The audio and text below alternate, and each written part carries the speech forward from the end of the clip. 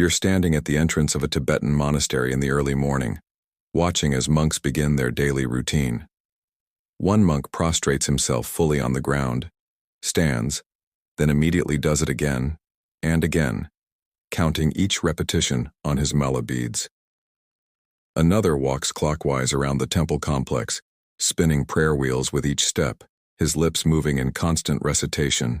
Inside the shrine room, you see offerings of water being carefully arranged in perfect rows, replaced fresh each morning, only to be poured out by evening. To an outsider, these practices might seem like empty rituals, repetitive actions without deeper meaning. But what if each of these practices that monks do every single day contains profound psychological and spiritual technology that they rarely explain to outsiders?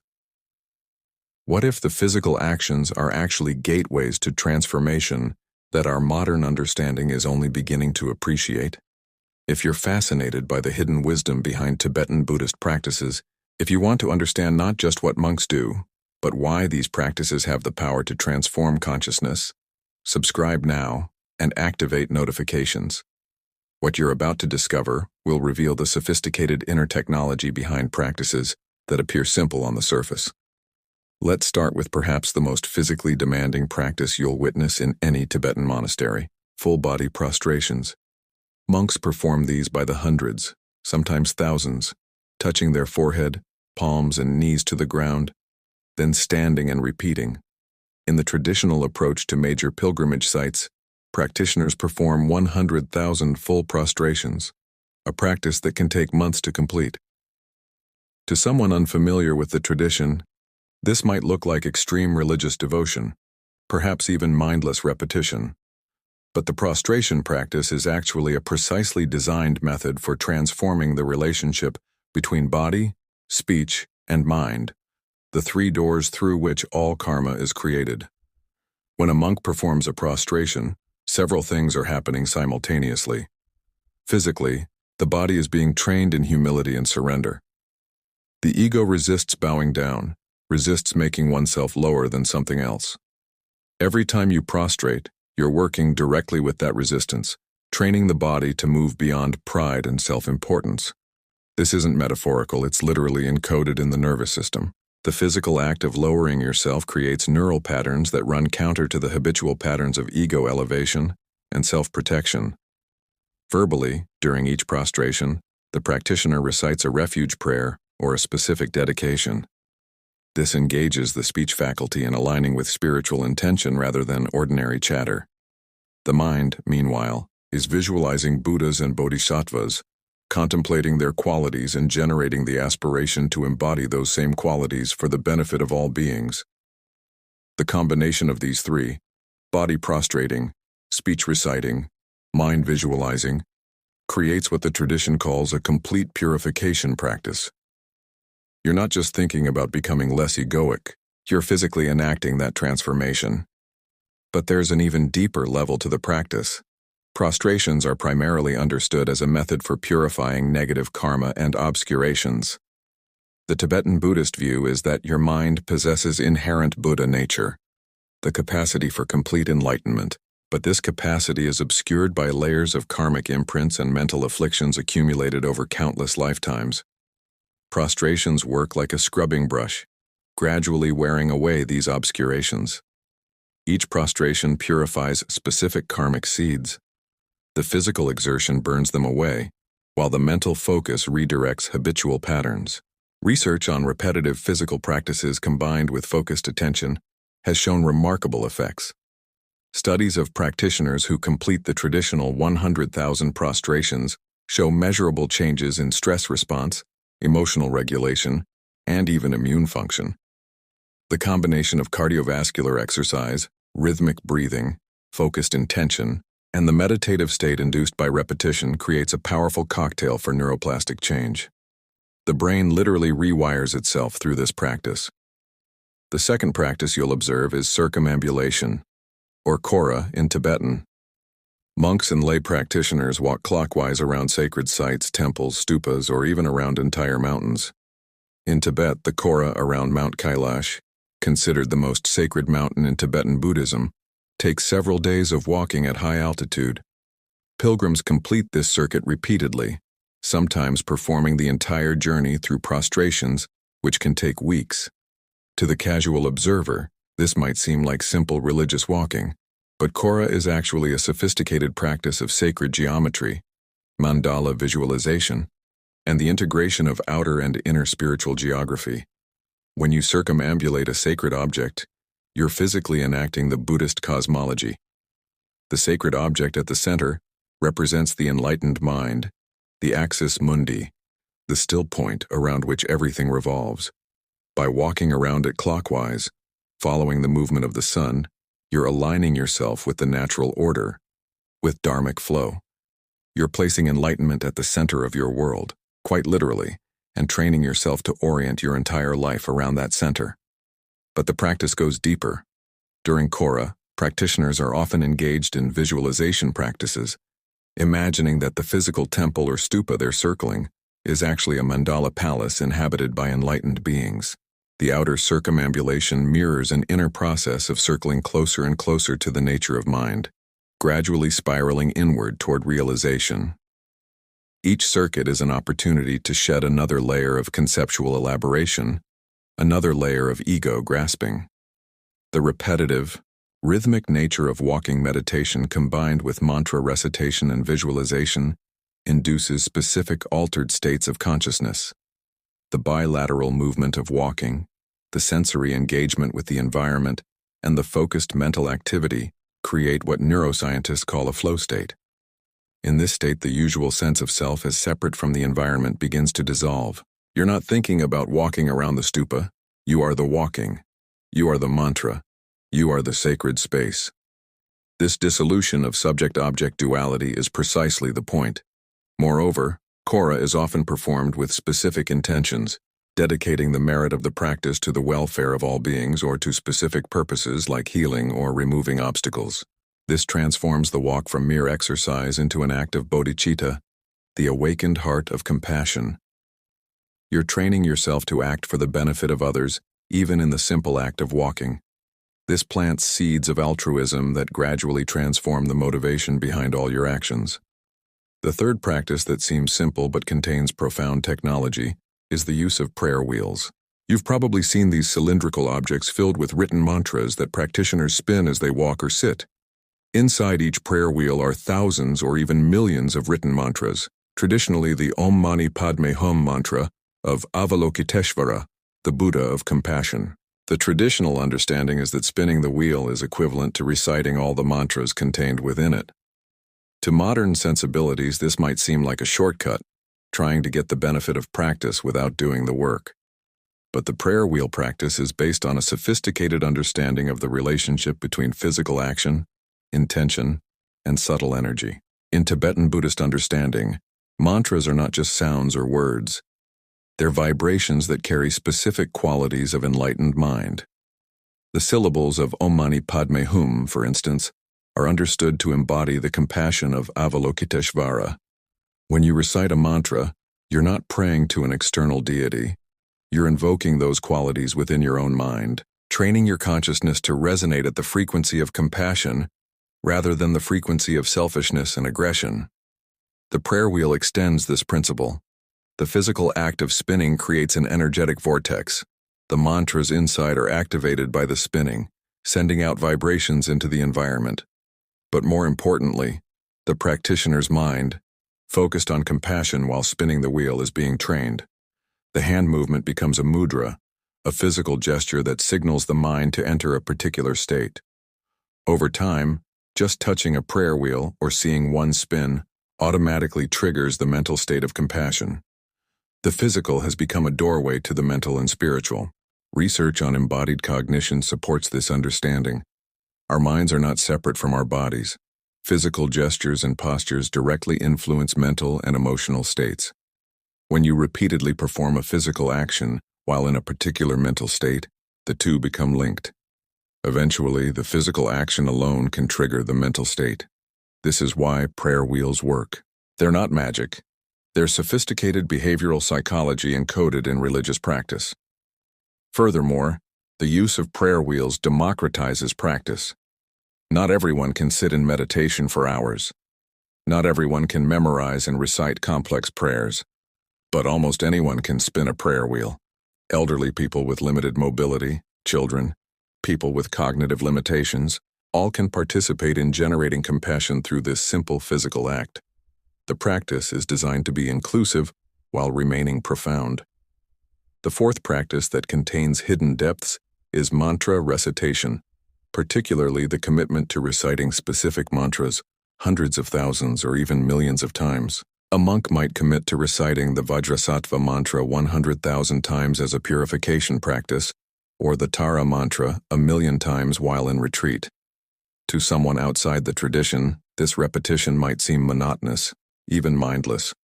Surely saying the same syllables over and over loses meaning. But this perspective misunderstands the entire purpose of mantra practice. Mantras are not conceptual. They're not meant to convey information to your thinking mind. In fact, the power of mantra lies precisely in its ability to bypass conceptual mind and work directly with consciousness at a deeper level. When you recite a mantra repetitively, especially for extended periods, something remarkable happens. The conceptual mind, which is constantly generating commentary, judgment, and discursive thought, begins to quiet. It gets bored with the repetition. But consciousness itself remains alert, and in that alert, non-conceptual state, transformation becomes possible. The syllables of Tibetan mantras are specifically designed to resonate with different energy centers in the subtle body and different qualities of mind. The sound Om, for instance, vibrates in the head and upper chakras, associated with divine wisdom and clarity. Vibrates in the throat and heart, associated with speech and compassion. Hum vibrates in the lower body, associated with indestructible awareness and wrathful compassion. When you recite a complete mantra like Om Mani Padme Hum, you're creating a full-body energetic experience that aligns and purifies the entire system. The commitment to huge numbers of repetitions serves multiple functions. First, it develops what the tradition calls diligence or joyous effort, the capacity to maintain practice over time regardless of momentary feelings. This is training in commitment, in following through, in not being swayed by every passing mood or resistance. Second, the sheer volume of repetition ensures that the practice penetrates deeply. You might resist or go through the motions for the first 1,000 repetitions, but somewhere around the 10,000th repetition, something shifts. The practice starts doing you rather than you doing the practice. Neuroscience research on chanting and repetitive vocalization has found profound effects. Chanting activates the vagus nerve, which regulates the parasympathetic nervous system, inducing states of calm and relaxation. It synchronizes brain waves, creating coherence between different brain regions. It releases endorphins and other neurochemicals associated with well-being. Extended chanting practices can induce altered states of consciousness characterized by expanded awareness, dissolution of ego boundaries, and deep peace. Moreover, in the Tibetan tradition, mantra recitation is always combined with visualization and understanding of meaning. While reciting the Chenrezig mantra, for instance, the practitioner visualizes themselves as the deity of compassion, light radiating from their heart to all beings, purifying suffering and bestowing peace. The sound, the visualization, and the compassionate intention work together synergistically. This multimodal engagement, sensory through sound, visual through mental imagery, emotional through compassion, and conceptual through understanding, creates powerful conditions for transformation. The fifth practice that appears simple but contains sophisticated technology is the making of offerings, particularly the traditional water bowl offerings. In Tibetan monasteries and homes, you'll see rows of 7 water bowls arranged before images of Buddhas. Each morning these are filled with fresh water and each evening they're emptied. Flowers, incense, light, food, music, all these are offered daily. To someone outside the tradition, this might look like worship of external gods, trying to win favor through gifts. But offering practice is actually an advanced method for transforming the mind's relationship with attachment and generosity. The traditional explanation is that you're training in generosity by mentally offering the best of everything to enlightened beings. The water represents pure qualities, The light represents wisdom dispelling darkness. The flowers represent the blossoming of realization. But enlightened beings don't need your offerings. They're already complete. The real recipient of the practice is your own mind. Every time you make an offering, you're training in letting go, in giving, in finding joy in generosity rather than in accumulation and grasping. The practice works on multiple levels. At the most basic level, it establishes a daily ritual that brings you into contact with sacred space and sacred intention. The physical act of filling bowls or lighting incense becomes a transition from ordinary consciousness to spiritual consciousness. It's a threshold activity that marks the beginning of practice. This is important because the mind responds to rituals and symbols. Having a consistent daily practice, even something as simple as offering water, creates structure and continuity in spiritual life. At a deeper level, offering practice trains you in the paramita of generosity, the first of the 6 perfections that bodhisattvas cultivate. Generosity isn't just about giving material things. It's about letting go of grasping, releasing the tight fist of possessiveness and control. When you offer something beautiful, something you value, and then let it go without expecting anything in return, you're training in non-attachment. You're learning that joy comes from giving rather than from holding. Advanced practitioners take this further with the practice of offering the entire universe. During certain visualizations, you imagine transforming your entire perception into an offering mandala. Everything beautiful and valuable in the universe, mountains and oceans, jewels and palaces, all offered to enlightened beings. This practice completely inverts the usual relationship of trying to accumulate and possess. Instead of pulling the world toward yourself, you're giving everything away. This generosity practice gradually dissolves the tight boundaries of self, opening into a more spacious, expansive way of being. Research on gratitude and generosity practices has shown significant benefits. Regular practice of gratitude is associated with improved mood, better relationships, enhanced resilience, and even better physical health. Generosity practices activate reward circuits in the brain, releasing dopamine and creating positive reinforcement for altruistic behavior. Over time, the brain literally rewires itself to find more pleasure in giving than in taking.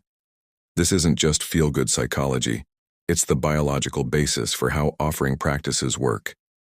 What unites all 5 of these practices, prostrations, circumambulation, prayer wheels, mantra recitation, and offerings, is that they're methods for engaging the whole being in spiritual transformation. They don't work through intellectual understanding alone. They work through the body, through repetition, through ritual, through symbolism, through energy, through intention. They recognize that human beings are not just thinking minds, but embodied, emotional, energetic beings, and that transformation must engage all these dimensions. In the Tibetan Buddhist view, practices like these are called skillful means, methods specifically designed to lead beings toward enlightenment. Different practices work for different people at different times. Someone with a lot of physical energy might benefit most from prostrations. Someone with devotional inclinations might connect deeply with offerings. Someone with strong conceptual mind might benefit from the non-conceptual nature of mantra. The tradition offers a vast toolkit of practices because it recognizes the diversity of human temperaments and needs. These practices also embody the principle of using the relative to realize the ultimate. You start with something physical and conventional, bowing down to an image, spinning a wheel, reciting words. But through engaging with these conventional practices properly, with right understanding and motivation, they lead you to ultimate realization of emptiness, compassion, and Buddha nature. The physical becomes a gateway to the transcendent, not by rejecting the physical but by engaging with it skillfully. What modern people often miss is that these practices are not supposed to be done mechanically or mindlessly. The external action is only half of it. The internal component, the motivation, the visualization, the understanding, is equally essential. A prostration done with full awareness, visualizing purification, generating bodhicitta, is completely different from a prostration done while thinking about what to have for lunch. The external form is the same, but the internal process and therefore the transformative effect is entirely different. This is why monks often seem to do these practices without explaining them. The explanation alone doesn't convey the practice. You could read volumes about what prostrations do, but until you've done several thousand yourself, feeling the resistance in your body and mind, experiencing the shifts in consciousness that come with sustained practice, you won't really understand. The practices have to be experienced to be known. They're experiential technologies rather than intellectual concepts. That said, having some understanding of why you're doing a practice deepens the practice. If you think prostrations are just religious gymnastics, you'll approach them differently than if you understand them as methods for purifying karma and training in humility. If you think mantra recitation is meaningless repetition, you'll miss the opportunity to work with consciousness at a deep level. Right understanding supports right practice, even though understanding alone is not sufficient. The practices also work on time frames that modern people find challenging. We're used to instant results, immediate feedback. But these traditional practices are designed to work over months and years, even lifetimes. The commitment to 100,000 prostrations might take a year to complete. The transformation is gradual, cumulative, often not visible on a day-to-day basis. But over time, people who maintain these practices consistently report profound changes in their relationship with themselves, with others, and with life itself. Interestingly, these practices that seem so foreign to modern Western culture have parallels in other traditions. Islamic prayer involves full prostrations. Christian monks walk labyrinths and pray the rosary with repetitive prayers. Jewish tradition includes rhythmic davening and ritual objects. Hindu practice includes circumambulation of temples and repetitive chanting. The human need for embodied, ritualized, repetitive spiritual practice seems to be universal. Different traditions encoded in different forms, but the underlying principles are remarkably similar. As neuroscience and psychology develop more sophisticated understandings of consciousness and transformation, many of these traditional practices are being validated. We now understand neuroplasticity, how repeated actions and thoughts physically change the brain. We understand embodied cognition, how physical states influence mental states. We understand the power of ritual to create meaning and structure. What the Tibetan tradition encoded in religious language and imagery, modern science is beginning to articulate in secular terms. This doesn't mean the traditional explanations are wrong or outdated. Different languages, religious and scientific, can point to the same realities. The Tibetan Buddhist explanation that prostrations purify karma and the neuroscientific explanation that they rewire neural patterns are not contradictory. They're different levels of explanation, different frameworks for understanding the same transformative process. For contemporary practitioners, whether Buddhist or simply interested in human transformation, these practices offer powerful tools. You don't have to believe in karma or rebirth to benefit from prostrations. You don't have to accept Tibetan cosmology to find value in circumambulation. The practices work on their own terms, engaging body, energy, and mind in ways that foster transformation regardless of your conceptual framework. The key is approaching them with respect, with proper instruction, and with consistency. These are not quick fixes or spiritual bypasses. They're long-term investments in your own transformation, methods that have been refined over centuries and tested by countless practitioners.